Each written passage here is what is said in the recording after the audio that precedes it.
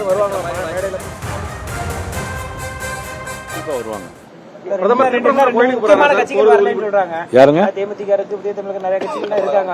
வாய்ப்பு இருக்கா இணையறதுக்கு? கண்டிப்பா வருவாங்க. யார் யாரெல்லாம் வருவாங்க நான் உங்களுக்கு சொல்றேன். வேற யாரும் வருவாங்களா மேடையில? புதிய தலைவர்கள் யாரும் வருவாங்களா? கண்டிப்பா வருவாங்க.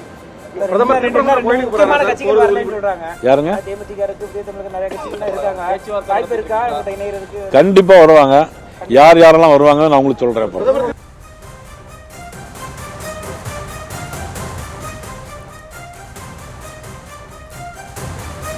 தேசிய ஜனநாயக கூட்டணியில் புதிய கட்சிகள் இணையும் என்று நயினார் நாகேந்திரன் நம்பிக்கை தெரிவித்திருக்கிறார். விவரங்களை தரையிறுக்கிறார் செய்தியாளர் ராஜேஷ் விவரங்களை வழங்கலாம். வணக்கம். நயினார் நாகேந்திரன் அவர்கள் செய்தியாளர்களை சந்தித்து இந்த கருத்துக்களை தெரிவித்திருக்கிறார். அதாவது இந்த தேசிய ஜனநாயக கூட்டணியில் இன்னும் சில புதிய கட்சிகள் சேரும் என்று குறிப்பிட்டிருக்கிறார். அவர் சொல்லக்கூடிய கட்சிகள் எந்தெந்த கட்சிகள் என்ற ஒரு எதிர்பார்ப்பை ஏற்படுத்தியிருக்கிறது. இன்னும் கூட்டணியை அறிவிக்காத ஒரு சில கட்சிகள் இருக்கக்கூடிய நிலையில் அதில் முக்கிய கட்சிகள் அல்லது பெரிய கட்சிகள் என்று பார்க்கப்படுவது தேமுதிக மற்றும் அதே போல புதிய தமிழகம் கட்சி, டாக்டர் கிருஷ்ணசாமியுடைய புதிய தமிழகம் கட்சி இருக்கின்றது. எனவே இந்த கட்சிகளை மனதில் வைத்துதான் நயினார் நாகேந்திரன் பேசுகிறாரா என்ற கேள்வி இருக்கின்றது. ஏற்கனவே திமுக கூட்டணியில் பல்வேறு கட்சிகள் இருக்கின்றன.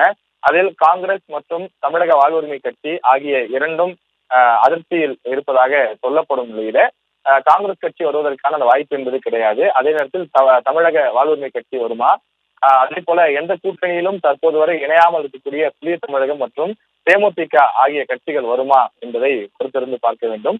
எனவே நயினார் நாகேந்திரன் அவர்கள் சொல்லக்கூடிய கருத்தை வைத்து பார்க்கும்போது தொடர்ந்து இந்த கூட்டணியை இன்னும் வலுவாக்குவதற்கும் இந்த கூட்டணியிலே மேற்கொண்டு இன்னும் சில கட்சிகளை சேர்ப்பதற்குமான ஆலோசனைகள் நடைபெற்று வருவதாக தெரிகின்றது. அதே நேரத்தில் ஓபிஎஸ்ஐ இந்த கூட்டணிக்குள் கொண்டு வருவதற்கான முயற்சிகள் நடைபெறுவதாக சொல்லப்படுகின்றது. அவர் இன்னும் ஒரு அமைப்பாகத்தான் செயல்படுகிறாரே தவிர ஒரு கட்சியாக அதனை மாற்றவில்லை.